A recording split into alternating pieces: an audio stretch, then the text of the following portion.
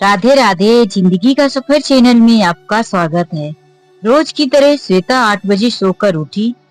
आवाज देते हुए आकर सोफे पर बैठ गई। माँ जी, एक कप चाय लाइए तो। श्वेता आवाज दी और उबासी लेने लगी। फिर अपने बालों को संभालकर बाल में लगे हुए रिबन को दोबारा लगाया। लेकिन अभी तक उसकी सास सत्यवती जी चाय लेकर नहीं आई। तो उसने फिर से आवाज दिया, माँ जी, अभी तक चाय नहीं बनी क्या? लेकिन सत्यवती जी की कोई आवाज नहीं आई। तो फिर श्वेता इस बार किचन की तरफ मुंह करते हुए जोर से आवाज दी, माँ जी, सुनाई नहीं दे रहा क्या? लेकिन सत्यवती जी की आवाज तीसरी बार भी नहीं आई। श्वेता अपने पति मनोज को आवाज देती, मनोज, जरा देखो तो किचन में माँ जी क्या कर रही है? कब से आवाज दे रही, उठ नहीं रही। मनोज अपनी पत्नी की एक ही बात सुनकर बाहर आ जाता है और कहता है, क्या हुआ श्वेता, क्यों चिल्ला रही हो सुबह सुबह? कब से चाय के लिए बोल रही हूँ, जाओ देखो किचन में तुम्हारी माँ क्या कर रही है। मनोज किचन में गया, लेकिन किचन में तो जूठे बर्तन, गंदा किचन और खाली पड़ा था। मनोज कहता है, माँ किचन में नहीं है। श्वेता कहती है, फिर कहाँ गई तुम्हारी माँ? अब तक श्वेता का 2 साल का बेटा जो सो रहा था, दोनों माता पिता की आवाजें सुनकर वह भी जागकर अपने बिस्तर में रोने लगा था।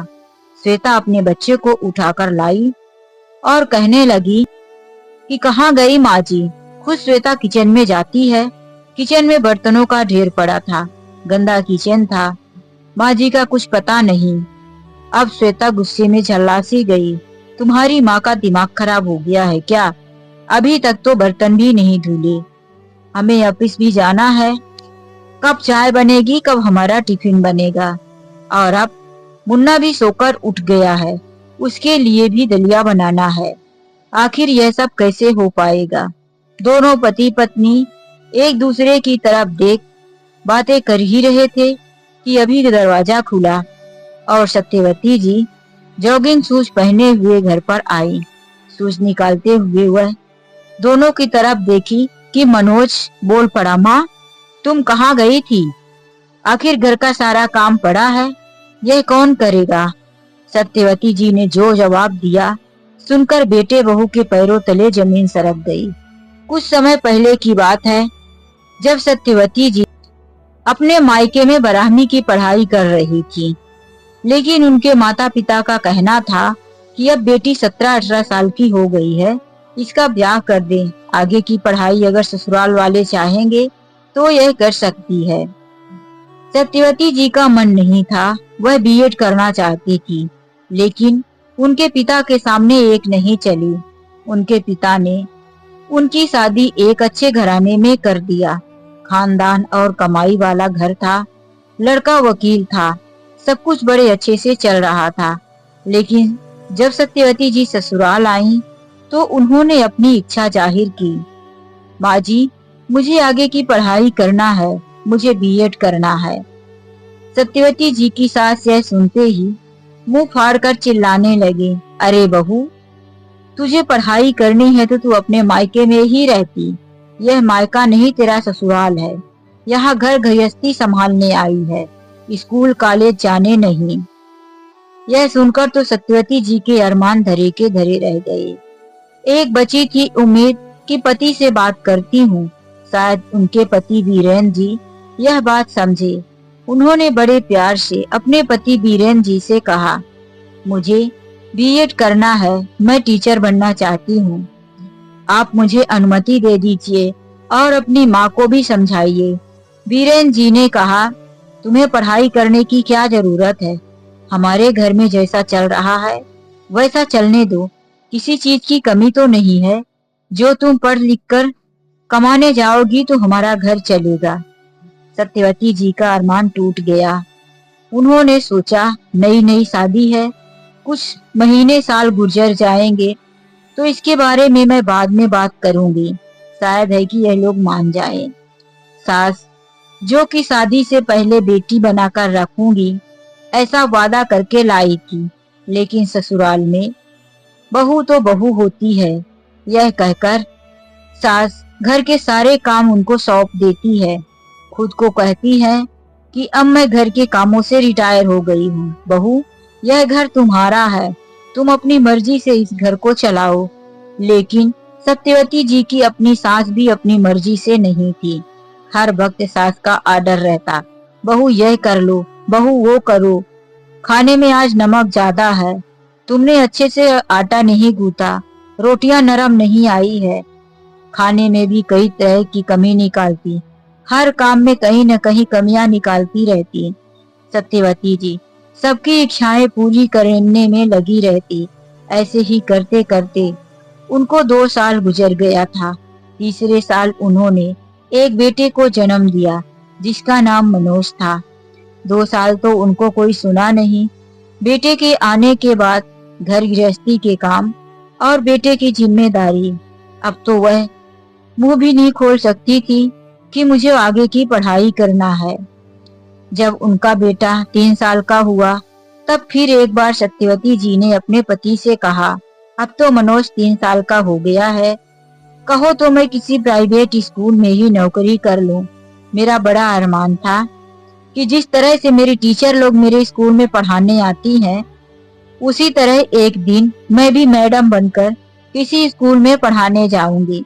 इसीलिए मैंने बीएड करने को सोचा था कि बीएड बीटीआई करके मैं सरकारी स्कूल में टीचर की नौकरी करूंगी।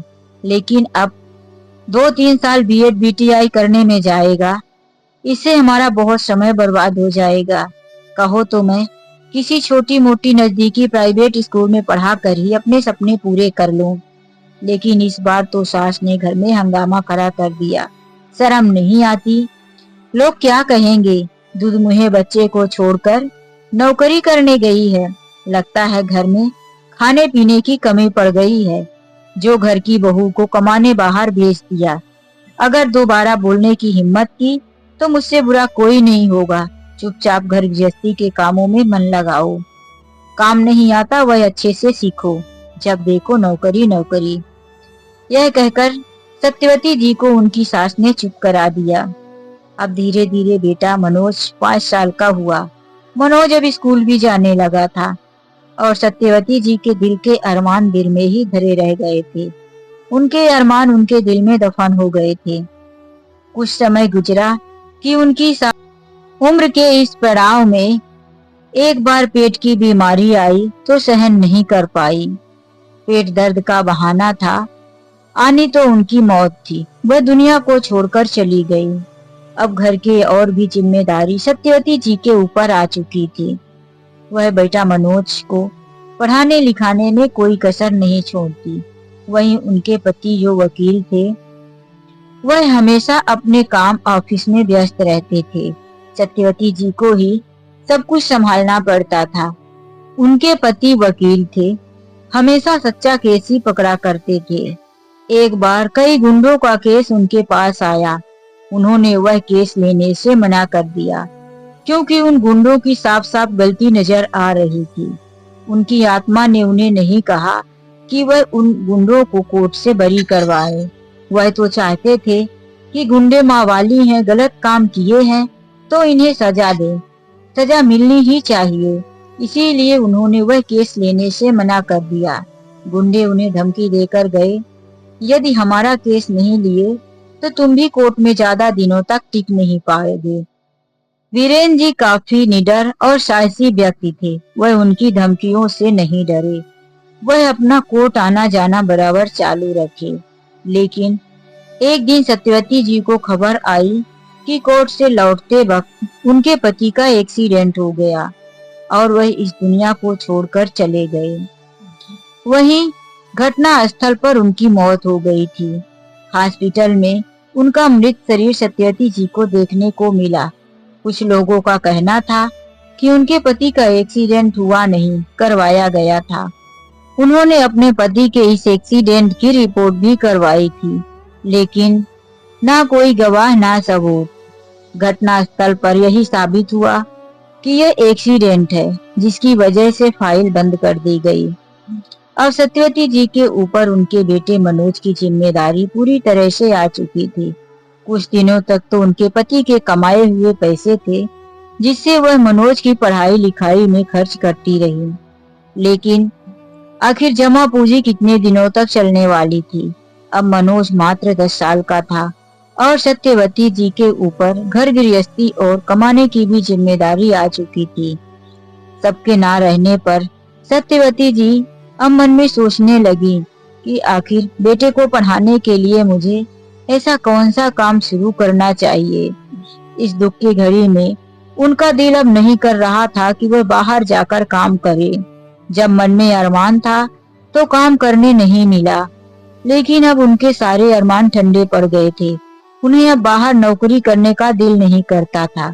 अब उनके पास मजबूरी थी, इसीलिए वह नजदीक के प्राइवेट स्कूल में नौकरी करने लगती हैं और मनोज को अपनी मेहनत और ईमानदारी के कमाई से पढ़ा लिखा कर आगे बढ़ाने की कोशिश करती है। समय के साथ साथ मनोज भी अब बड़ा होता गया। मनोज ने कॉलेज भी कर लिया था और अब सत्यवती जी बूढ़ी हो चुकी थी। बालों में सफेदी आ गई थी, कमर और शरीर उनका कमजोर हो चुका था। मनोज अब शादी के लायक हो गया था। मनोज को एक अच्छी सी कंपनी में नौकरी भी मिल गई थी। पैसे आने लगे थे, इसीलिए मनोज ने माँ की नौकरी छुड़वा दी थी। मनोज की शादी का रिश्ता भी आने लगा था। कई लड़कियों को देखने के बाद सत्यवती जी को श्वेता पसंद आई थी। अब शादी की तैयारियां बड़े जोर शोर से हो रही थी। सत्यवती जी अपने घर बहू आने की खुशी को लेकर काफी उत्साहित थी। वह कभी अपनी सहेलियों से बातें करती तो यही कहती कि भगवान ने मुझे बेटी नहीं दी है। अब मेरी बहू श्वेता आएगी तो मेरे जीवन में बेटी की कमी पूरी हो जाएगी। मैं भी अपनी बहू के साथ काम करूंगी। मेरी बहू घर के कामों में मेरी मदद करेगी। कभी मुझे भी सुकून से बैठ के खाने को मिलेगा। मैंने बहुत काम कर लिया। इसी घर में ऐसा कोई दिन नहीं आया होगा जब मैं एक दिन रसोई में ना जाऊं और मुझे खाने को मिल जाए। ऐसा कभी नहीं हुआ। सत्यवती जी के मन में बहू को लेकर बहुत सारे अरमान थे।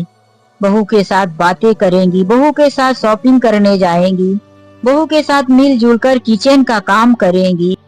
मन के सपनों को सजाए हुए वह दिन भी आ गया जब श्वेता इस घर की बहू बनकर आ गई।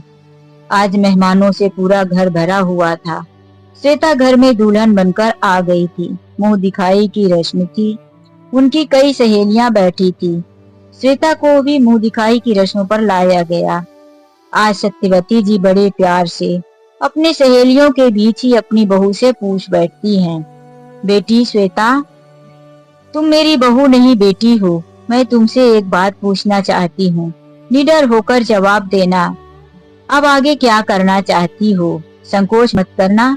यह मेरी सहेलियां हैं। पढ़ाई जारी रखना चाहती हो या घर गृहस्थी में अपना मन लगाओगी? श्वेता ने जवाब दिया, माँ जी, मैं अपनी पढ़ाई चालू रखना चाहती हूँ। यह सुनकर सत्यवती जी को अपने पिछले दिन याद आ गए। वह भी अपनी सास से एक बार कही थी कि माँ जी, मुझे आगे की पढ़ाई करने की अनुमति दे दो।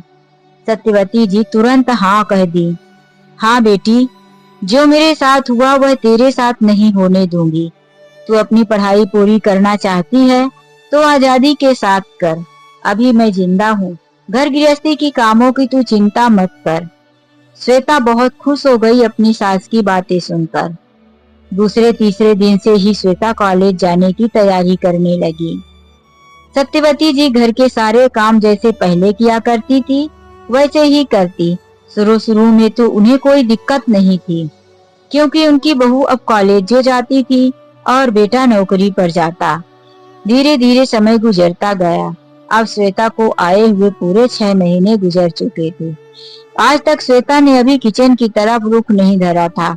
उसने यह नहीं देखा कि किचन की चीजें कौन सी कहाँ रखी हैं। अब कभी कभी सत्यवती जी का मन होता कि मेरी बहू काश मेरे लिए एक कप चाय बनाकर लाती। आओ माँ जी, साथ बैठकर चाय पीते हैं। सत्यवती जी ने यह कहा था कि अपनी पढ़ाई चालू रखो, लेकिन यह नहीं कहा था कि घर में किसी काम पर ध्यान ही मत दो। श्वेता की आदत सी हो गई। साल भर पढ़ाई करने के बाद श्वेता की नौकरी भी लग चुकी थी। लेकिन श्वेता अपने घर के कामों में कोई भी ध्यान नहीं देती। सारा काम सत्यवती जी करती। कोई फर्क नहीं पड़ा था कि घर में बहू आ गई तो उन्हें जरा सा भी आराम हो, बल्कि उनका बोझ और बढ़ गया था। बहू की भी जिम्मेदारी आ गई थी। एक दिन सत्यवती जी अपनी अलमारी खोल रही थी। उनको अपना एल्बम दिख गया। उनके दिल में आया कि यह एल्बम लेकर मैं अपनी बहू के साथ बैठूं और उससे बातें करूं। देख बहू, इसमें तेरे पति की बचपन की तस्वीरें हैं। वह कैसा दिखता था छोटे में। आ, तुझे तेरे दादा और दादी सास की फोटो दिखाती हूँ। वह बड़े अरमान से एल्बम लेकर बहू के कमरे में पहुंचती है। वहां श्वेता मोबाइल में कुछ देख रही थी। जैसे ही अंदर जाकर वह एल्बम रख कहती, बहू आजा एल्बम दिखाती हूँ। श्वेता ने सीधे मना कर दिया, माँ जी अभी नहीं, अभी मैं बाहर जाऊंगी, फिर कभी देख लूंगी माँ जी। ऐसा भी इस एल्बम में क्या जरूरी है जो आज ही देखूं। उनके दिल के अरमान मन में ही रह गए। असल में वह अपनी भी कुछ तस्वीरें दिखाना चाहती थी जब वह स्कूल और कॉलेज में हुआ करती थी। देख बहू, पहले मैं ऐसी लगती थी। उनके मन की सच्ची बातें तो यही थी, लेकिन बहाना था बेटे दादा दादी जी की बातें का। लेकिन बहू ने देखा ही नहीं। वह चुपचाप अपना सा मुंह लेकर वापिस आ गई। एक दिन उन्होंने फिर कहा, बहू चलो हम दोनों शॉपिंग करने चलते हैं। मेरा मन है कि मैं तुम्हें अपने साथ शॉपिंग करवाने ले जाऊं। नहीं माँ जी, मुझे जो भी खरीदना होता है मैं मनोज के साथ खरीद लेती हूँ। सत्यवती जी जीवन में अकेली थी और अकेले ही रह गई। बहू के लिए जो सपना देखा था वह सब कुछ अधूरा ही रह गया। अब जैसे जैसे समय गुजरता गया उनका शरीर कमजोर होता गया। वह अब घर गृहस्थी के कामों से भी उब चुकी थी। लेकिन एक दिन वह सुबह ही पूजा पाठ कर रही थी। तभी दोनों पति पत्नी कमरे से कुछ बातें करते मुस्कुराते हुए निकले और बोले, माँ एक बड़ी खुशखबर है। माँ पीछे मुड़कर कहती है, क्या क्या बड़ी खुशखबर है, बताओ बेटा। मनोज कहता है, माँ तुम दादी बनने वाली हो। सत्यवती जी के मन में एक नई उमंग सी आ गई। वह पूजा तो कर ही रही थी, भगवान से फिर हाथ जोड़कर कहने लगी, भगवान तुम्हारा लाख लाख धन्यवाद जो इस घर में बच्चे की किलकारी गूंजेगी। यह घर एक बार फिर से बच्चे के हंसने रोने की आवाज से चहक उठेगा। वह उन्होंने अब सोच लिया था कि जो मेरी सास ने मेरे साथ किया था, मनोज जब गर्भ में था तो भी मेरी सास ने मेरी कोई मदद नहीं की थी। घर के सारे काम उन्हें ही करने पड़ते थे। यही कहती रहती, बहू गर्भावस्था में बैठना नहीं चाहिए। सारा दिन दौड़ दौड़ कर काम करती रहोगी, उठती बैठती रहोगी तो बच्चे का जन्म जल्दी से होगा, ठीक तरीके से होगा, ऑपरेशन की नौबत नहीं आएगी। नहीं तो आजकल की जो औरतें बैठती हैं उनका बच्चा ऑपरेशन से पैदा होता है। सत्यवती जी पूरा काम दौड़ दौड़ कर करती रहती, जैसा कि सास कहती। ऐसा किसी दिन नहीं आया हो कि वह बैठी हो। 9 महीने तक उन्हें कोई आराम नहीं। मनोज के जन्म होने के बाद भी उन्हें आराम नहीं मिला। 6-7 दिनों तक ही बिस्तर में पड़ पाई थी। फिर घर के कामों की लिस्ट उनके पास आने लगी थी। उन्होंने तय कर लिया था कि मैं अपने बहू को वह कोई तकलीफ नहीं दूंगी जो मेरी सास ने मुझे दिया। उसे तो अपनी बेटी से बढ़कर भी ध्यान रखूंगी। हुआ भी ऐसा। पूरे 9 महीने तक सत्यवती जी अपनी बहू से पूछ पूछ कर उसकी मनपसंद की डिश बनाती। जो खाने को कहती वह उसे खिलाती। जो भी उन्हें लगता कि यह एक गर्भवती औरत के लिए सही होगा वह सब कुछ उन्होंने किया। बच्चा आने के 3 महीने तक सत्यवती जी अपनी बहू को बिस्तर से उठने नहीं दिया। उसके हाथों में खाना और पानी ले जाकर देती। ऐसे तैसे करके अब साल गुजर चुका था। एक दिन श्वेता ने कहा, माँ जी अब मुन्ना साल भर का हो गया है, अब मुझे अपनी नौकरी पर जाना है। अब साल भर के बच्चे को तो आप संभाल ही सकती हैं।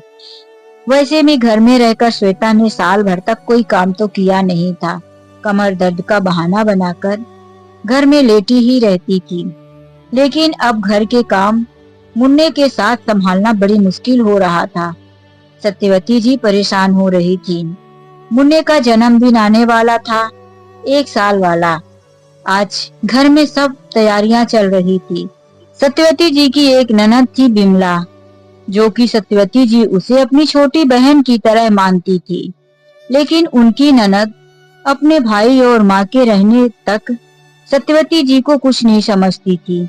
लेकिन अब जब घर में मायके में मात्र उनकी भाभी रह गई थी, तब उसे जाकर समझ में आया कि सत्यवती जी का प्यार सच्चा था और वह अब सत्यवती जी के साथ हमदर्दी रखने लगी थी। बिमला पहले ही मायके आ गई थी। सत्यवती जी की यह हालात देखकर वह कहने लगी, भाभी, आप तो जैसे पहले घर के काम किया करती थी, वैसे अभी भी कामों में रहती हो। मुझे लग रहा था कि आपकी बहू आ गई है तो आपको थोड़ा आराम मिलेगा। सत्यवती जी नहीं चाहती थी कि घर की बातें बिमला तक पहुँचे, क्योंकि बिमला का मुंह कुछ ज्यादा ही चलता था। वह एक बात सुनती थी तो बाहर वालों से 4 बात बताया करती थी। लेकिन अब किसी से छुपा तो नहीं था। बहू कुछ घर का करती नहीं थी, बस अपने बेटे के जन्मदिन की तैयारी, कभी शॉपिंग, कभी डेकोरेशन, कभी केक, कभी अपनी सहेली मायके वालों से बातें करना, इन्हीं सब में पूरा दिन गुजार देती थी। और सत्यवती जी सुबह से घर की साफ सफाई से लेकर किचन के कामों में जूझती रहती थी। बिमला को लगा कि यह मेरी भाभी के साथ सही नहीं हो रहा है। बिमला ने अब कहा, भाभी, मैं आपको समझ गई हूँ। आप मेरी माँ जैसी हैं। आपने मुझे हमेशा छोटी बहन और बेटी समझा। अब मैं आपके लिए कुछ जरूर करूँगी, बस आपको मेरी बात माननी होगी। सत्यवती जी ने कहा, मैं क्या बात मानूं? बताओ, कर भी क्या सकती हूँ? बिमला ने समझाना शुरू किया। एक दिन सत्यवती जी ने बिमला के कहने पर कहा कि बहू श्वेता, मुझे भी तुम्हारे साथ शॉपिंग करने जाना है। श्वेता ने साफ मना कर दिया, माँ जी, मैं आपको लेकर जाऊंगी तो सारा सामान नहीं ला पाऊंगी। आप घर में रहकर मुन्ने को संभालो। मैं और मुन्ने के पापा साथ में जाकर शॉपिंग करके लाएंगे। मनोज भी आकर कहता है, हाँ माँ, मैं जा रहा हूँ ना, तुम क्यों चिंता करती हो शॉपिंग की? बस तुम घर के काम की देखभाल कर लो। यह कहकर वह अपनी पत्नी को बाइक में बिठाया और लेकर चला गया। बिमला ने फिर समझाना शुरू किया कि तू इसी तरह से चुप हो जाती है, इसीलिए तेरी बात इस घर में कोई नहीं सुनता। दूसरे दिन फिर से बिमला ने अपने से कहा, बहू, तुम्हारी सास के साथ मैं शॉपिंग करने जा रही हूँ। उन्हें अपने पसंद के कपड़े चाहिए। तुम लाई हो क्या? श्वेता ने कहा, नहीं तो माँ जी ने कहा ही नहीं कि उन्हें भी कपड़े चाहिए। वैसे भी माँ जी के पास बहुत सी साड़ियाँ पड़ी है, उनमें से कोई एक पहन लेंगी। ऐसा नहीं होता बहू, पहली बार पोते का जन्मदिन है, तुम सब नए नए कपड़ा पहनोगी और तुम्हारी सास पुराने कपड़े। मैं जा रही हूँ तुम्हारी सास के साथ, तुम लोग घर पर रहना। हाँ, और आज खाना नहीं बना है, तुम जरा किचन में भी देख लेना। चलो भाभी। यह कहकर बिमला सत्यवती जी का हाथ पकड़ मार्केट चलने लगी। तो मनोज भी कहने लगा, माँ जी, तुम्हारी कमर भी दुखती है, घुटने में भी दर्द रहता है, आखिर तुम कितना घूम फिर पाओगी? तुम ऐसा करो, बच्चे को संभालो। अभी बहुत सामान लेने जाना है, तो मैं तुम्हारे लिए भी एक साड़ी ला दूंगी। नहीं, बिमला ने अपने भतीजे की तरफ जोर से आवाज देते हुए कहा, मनोज, तुम कैसी बातें करते हो? आज तुम दोनों बच्चे को संभालो और हम दोनों को बाजार जाने दो। अपनी पसंद का हम लोग शॉपिंग करके आएंगे। श्वेता ने कहा, मुझे कुछ समय बाद ऑफिस भी जाना है, एक छोटा सा काम है। तो विमला ने कहा, छोटा सा काम है तो बेटे को साथ में लेकर जाओ। बस आज तुम्हें ड्यूटी तो नहीं करनी, वापस लेकर चली आना। अब उनके सामने किसी की आवाज नहीं चली। विमला और सत्यवती जी दोनों मार्केट चली गईं। इधर मनोज ने खाना नहीं बनाने दिया। बाहर से खाना ऑर्डर करके दोनों पति पत्नी खा लिए और विमला के कहने पर आज सत्यवती जी भी होटल में खाना खाए। आज सत्यवती जी को अपनी ननद की बातें अच्छी लग रही थी और उन्हें सुकून भी मिल रहा था। काफी समय के बाद वह बाहर निकली थी। दूसरे ही दिन बेटे का जन्मदिन था। अच्छे से पार्टी मनाई जा रही थी। बहुत बड़ा स्टेज सजाया गया था। स्टेज पर डांस, फिल्मी गाने, कई प्रकार के प्रोग्राम रखे गए थे। श्वेता और मनोज स्टेज पर एक दूसरे का हाथ थामे हुए फिल्मी गाने पर डांस कर रहे थे। यह दृश्य देखकर सब लोग तालियों पर तालियां बजाए जा रहे थे। उनके डांस खत्म होते ही बिमला ने अपनी भाभी को कहना शुरू किया, चलो भाभी, अब तुम्हारा नंबर है। सत्यवती जी थोड़ा शर्मा रही थी। नहीं बिमला, कैसी बातें करते हो? इस उम्र में स्टेज पर डांस करना, लोग क्या कहेंगे? कुछ नहीं कहेंगे भाभी। मैंने देखा था आपका डांस और आपका गाना। आप तो बहुत अच्छा गाती हैं। चलो भाभी चलो। बिमला के बहुत जिद करने पर सत्यवती जी आज स्टेज पर पहुंच ही गई। जैसे ही वह स्टेज पर पहुंची, उन्हें देखकर लोगों की नजरें टिक गई। उन्होंने नीले कलर का लहंगा और चोली पहना था। दुपट्टे से आधा सिर ढका हुआ था। मेकअप बहुत खूबसूरत किया था। बालों का बहुत बड़ा जूड़ा, दो लटे आगे लटक रही थी, आंखों में काजल। यह सारा मेकअप बिमला ने ले जाकर ब्यूटी पार्लर से करवाया था। आज सत्यवती जी को देखकर कोई यह नहीं कह सकता था कि यह बच्चे की दादी है, जिसका कि आज जन्मदिन मनाया जा रहा है। उन्हें देखकर तो आज एक पल के लिए श्वेता भी देखती रह गई।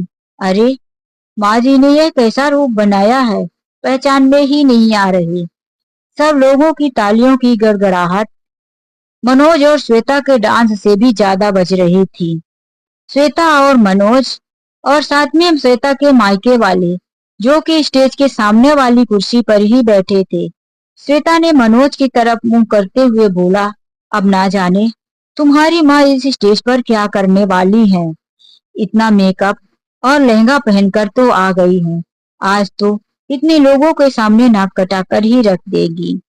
मनोज श्वेता की तरफ शर्मिंदगी भरे हल्की सी मुस्कान मुस्काते हुए फिर स्टेज की तरफ देखने लगा। अब सत्यवती जी के हाथ में माइक था। वह बड़ी मीठी आवाज में गाना शुरू करती हैं, यशोदा का नंद लाला, ब्रिज का उजाला, मेरे लाल से तो सारा जग झिलमिलाया। जैसे ही यह संगीत माइक से आवाज आती है, पूरा स्टेज उनकी तरफ देखकर मंत्र मुग्ध हो जाता है। ऐसी आवाज में वह गा रही थी मानो कोई रियल गाने वाला कलाकार हो, किसी सिंगर की आवाज हो। सब लोगों ने फिर से तालियां बजाना शुरू कर दी।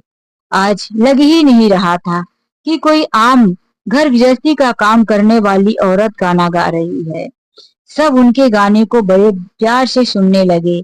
वहीं श्वेता का मुंह खुला ही रह गया। अरे, मेरी सास इतना अच्छा गा लेती है, कभी उसने सोचा भी नहीं था। श्वेता के मायके वाले, श्वेता की माँ, भैया भाभी, वह लोग भी मजबूर हो गए थे सत्यवती जी के गाने पर तालियां बजाने को। जैसे ही गाना खत्म हुआ, सब लोगों की तालियों की गड़गड़ाहट गूंजने लगी। सबने रिक्वेस्ट करना शुरू कर दिया, बहुत अच्छा, बहुत अच्छा। गाने के साथ साथ सत्यवती जी स्लो मोशन अपने हाथों की, अपने कमर के एक्शन से इतना प्यारा सा डांस भी कर रही थी कि सब लोग इस मर्यादा पूर्वक डांस के दीवाने हो गए थे। सब लोगों का मन तो और था कि सत्यवती जी किसी एक और गाने को गाकर उसमें एक प्यारा सा डांस करें, लेकिन उन्होंने हाथ जोड़कर सबको नमस्ते किया और सब आए हुए लोगों का धन्यवाद किया और फिर स्टेज से उतरकर चली गई अपनी जगह पर बैठने। अब पार्टी खत्म हो चुकी थी। केक कटा। सब लोगों के मुंह पर आज सिर्फ सत्यवती जी का नाम था। रात को घर आने पर सत्यवती जी ने बिमला को बहुत धन्यवाद किया। बिमला, यदि तुम नहीं होती तो आज यह मैं कुछ नहीं कर पाती। आज तुम्हारी वजह से मैंने अपने जीवन का एक सपना जी लिया। बिमला कहने लगी, भाभी, आपके अंदर के हुनर को ना तो मेरी माँ समझ पाई और ना मेरे भाई। आपकी मन की बातें मन में ही रह गई। अब इससे आगे समय आपको नहीं मिलेगा। बहू बेटे की शादी हो गई, अपनी दुनिया में व्यस्त है। अब आप अपने जीवन के सपने जी लो, वरना इस जीवन को किसने देखा है। सत्यवती जी के आत्मविश्वास जाग चुका था। उन्होंने सोच लिया था कि मैं अब अपने लिए समय निकालूंगी, अपने अरमानों को पूरा करूंगी। सुबह जब वह सोकर उठी तो उन्होंने सोचा कि सबके लिए जल्दी से चाय बना देती हूँ। बहू से एक बार पूछ लूं कि बहू को चाय चाहिए या काफी। यही पूछने के लिए वह बहू के कमरे में गई थी कि बहू और उसकी माँ की आवाज आ रही थी। श्वेता अपनी माँ को समझा रही थी, माँ अब तुम बूढ़ी हो गई हो, तुम्हारा शरीर कमजोर है, तुम घर के काम में हाथ मत बटाया करो, इतने काम है भाभी कर लिया करेगी। श्वेता की माँ कहती है, बेटी तेरी भाभी तो नौकरी करने जाती है, इसीलिए कभी कभी कुछ काम करना पड़ता है। श्वेता कह रही थी, माँ यदि नौकरी करती है तो अपने लिए करती है, उनकी जिम्मेवारी बनती है कि वह घर के काम को करने के बाद नौकरी पर जाए, नहीं तो छोड़ दे नौकरी। तुमने थोड़ी ना कहा था कि वह नौकरी करे। माँ ने कहा, हाँ बेटी, उसकी नौकरी के पैसे से मेरी कौन सी जरूरतें पूरी होती है, वह तो कभी मुझे पैसे दिखाती भी नहीं। श्वेता ने फिर से अपनी माँ को टाइट से समझाते हुए कहा, माँ तुम कोई काम मत करना, किसी भी काम को हाथ मत लगाना, भाभी को सुबह जल्दी उठने बोल दिया करो और घर के सारे काम करे, फिर जाए अपनी ड्यूटी पर। आखिर तुम्हारा भी अब आराम करने का समय आ चुका है। तुम अपना ध्यान रखो, अपने अरमानों को जियो, घूमने फिरने जाया करो, जो मन में आए वह खाया करो, ये नहीं कि पूरा दिन घर के कामों में पिसती रहो। वह बहुत अच्छे से अपनी माँ को समझा रही थी। सत्यवती जी यह सुनकर वहां से वापिस आ जाती हैं। आज उनके दिमाग में पूरा दिन उनकी बहू और उसकी माँ की बातें चलती रहती है। घर का सारा काम जिस तरह से होता है सत्यवती जी और उनकी ननद विमला जी मिलकर करती रही। बहू ने तो कल पार्टी मनाया था, वह थक गई थी, इसीलिए घर के कामों में ना पहले हाथ बटाती थी, अब तो बटाने वाली ही नहीं थी। दूसरे दिन सुबह सुबह सत्यवती जी फिर से उठती हैं, लेकिन वह आज इसलिए नहीं कि बहू से पूछे कि काफी पिएगी चाय, बेटे से पूछे नाश्ते या टिफिन में क्या लेगा, यह सब करने के लिए नहीं, अपने लिए। वह अपनी अलमारी से अपना एक जॉगिंग सूट निकाली और फिर अपना एक जूता रखी थी जिसे उन्होंने कभी अलग छुपा दिया था। अब इस जॉगिंग शूज की जरूरत नहीं है। सत्यवती जी ने आज जॉगिंग सूट पहना और निकल गई गार्डन की तरफ। सुबह 1 घंटे सैर करने के बाद जब वह घर में वापिस आई तो देखती है कि उनके घर में सब उन्हीं की बातें लेकर चर्चा कर रहे थे। उनका बेटा मनोज पूछ पड़ता है, अरे माँ तुम अभी तक कहाँ थी, घर के सारे काम पड़े हुए हैं, कितना परेशान हो रहे हैं। श्वेता को चाय चाहिए था, मुझे टिफिन बनाकर देना है, मुन्ना के लिए दलिया बनाना है, मुन्ना भी सोकर उठ गया, अभी घर का कोई काम नहीं हुआ, हम दोनों वापिस कैसे जाएंगे, आज तो बहुत लेट हो जाएगा माँ। सत्यवती जी अपना शूज निकालकर बड़ी गंभीरता से आकर सोफे में बैठ जाती हैं। वहीं उनकी ननद विमला भी बैठी थी। सत्यवती जी अपनी ननद के सामने ही कहती हैं, बेटा तुम और बहू दोनों मेरे पास आओ, मुझे कुछ बात करनी है। मनोज कहता है, माँ आज एक तो देर हो रही है और ऊपर से तुम ना जाने क्या बात करोगी। सत्यवती जी ने कहा, आज बहुत जरूरी बात करनी है। हाँ माँ जल्दी बोलो, कहकर मनोज वहीं खड़ा हो जाता है। देखो बेटा, अब जो इस घर में चलता आ रहा है आज से वह कुछ नहीं होगा। आज से मैं अपनी सारी जिम्मेदारियों से मुक्त हो रही हूँ। मैं बूढ़ी हो गई हूँ, मुझे भी आराम करने का मौका चाहिए। मुझे भी अब इन कामों में दिलचस्पी नहीं है। बहू जो कमाती है तो क्या उसकी नौकरी से पैसों से मेरा खर्च चलता है? मैंने कब बहू के नौकरी के पैसे लिए? बहू को नौकरी करना है तो करे, नहीं तो छोड़ दे, लेकिन घर गृहस्थी के काम मैं नहीं संभाल पाऊंगी। यह सुनकर श्वेता भौहें सिकोड़कर सास को कुछ बोलने के लिए मुंह खोला ही था कि सत्यवती जी ने हाथ बढ़ाकर चुप करवा दिया। खुद ही बोली, बहू यही ना कल तुम अपनी माँ को समझा रही थी। अब जब अपनी माँ को यह समझा रही थी, तुमको सब पता है, फिर तुम्हारी माँ और मुझ में क्या फर्क है? मैं तो उम्र में तुम्हारी माँ से भी बड़ी हूँ और कमजोर हूँ। तुम्हारी माँ के कामों से उन्हें छुट्टी चाहिए और मुझे नहीं। तुम्हारी भाभी घर के सारे काम करके ड्यूटी करने जाए और तुम आराम से 10 बजे तक सोकर उठो और ड्यूटी करने जाओ। क्यों? तुम क्यों नहीं कर सकती ऐसा? यह बात श्वेता अपनी जब माँ को कह रही थी तो मनोज भी वहीं बैठा सुन रहा था। मनोज ने भी अब पत्नी की तरफ देखा और मुंह बंद कर लिया, लेकिन सत्यवती जी अपनी बहू से यह कहकर चुपचाप अपने कमरे में चली गई। उन्होंने ज्यादा बहस करना उचित नहीं समझा। दोनों मनोज और श्वेता एक दूसरे की तरफ देखते रह गए। फिर मनोज ने कहा, जाओ श्वेता, तुम मेरे लिए जल्दी से चाय बनाकर लाओ। श्वेता ने झल्लाते हुए कहा, अरे मैं चाय बनाऊं कि मुन्ने के लिए दलिया बनाऊं? क्या क्या कर लूंगी अकेले। श्वेता गई और किचन में पड़े हुए बर्तन को धोने लगी। वहीं मनोज आया और अपने लिए चाय बनाने लगा। उसने पहले ही 3-4 कप पानी डाल दिया। श्वेता उधर देखी और कहने लगी, इतना पानी डाल रहे हो जैसे किसी पार्टी के लिए चाय बना रहे हो। 1 कप पानी 1 कप चाय डालो। मनोज ने कहा, अब तो पत्ती शक्कर भी डाल दिया है, अदरक भी डाल दिया, जाने दो, इसी को उबल जाने दो, बाद में इसमें दूध डाल दूंगा। यह सब खड़ी होकर सत्यवती जी देख रही थी। उनका दिल तो कह रहा था कि मैं जाकर कह दूं, चल मनोज हट, मैं बनाकर चाय देती हूँ, इससे अच्छा तो मैं बना दूं। लेकिन आज उन्होंने अपने मन में ठान लिया, अगर आज मैंने बेटे बहू को रोक दिया तो यह फिर दोबारा हिम्मत नहीं करेंगे। हमेशा मुझे ही किचन में तपना पड़ेगा। अब यह इनकी जिम्मेदारी है, यह खुद संभालें। अब श्वेता मोबाइल लेकर सर्च करने लगी कि बच्चे के लिए दलिया कैसे बनाते हैं, कौन सा ऐसा खाना बनाएं जो सबके लिए जल्दी से बन जाए और खाने में स्वादिष्ट भी हो।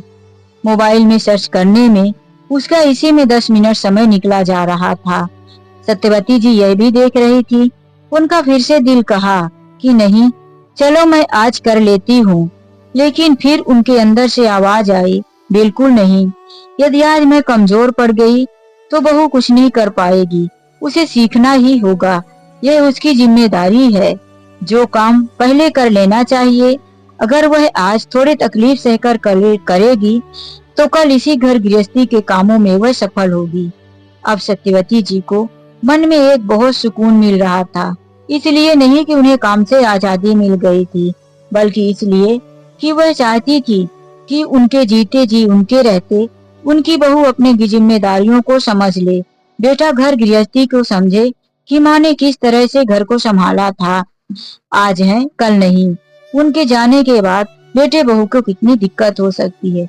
तो दोस्तों, सत्यवती जी ने जो किया सही किया या गलत, आप अपने विचार हमें कमेंट करके बताइए। चलिए मिलते हैं एक नई कहानी के साथ। आज के लिए बस इतना ही। राधे राधे, जय श्री कृष्णा। जिंदगी के सफर में यदि पहली बार आए हैं तो प्लीज जाने से पहले चैनल को सब्सक्राइब करना और वीडियो को लाइक करना मत भूलिए। राधे राधे।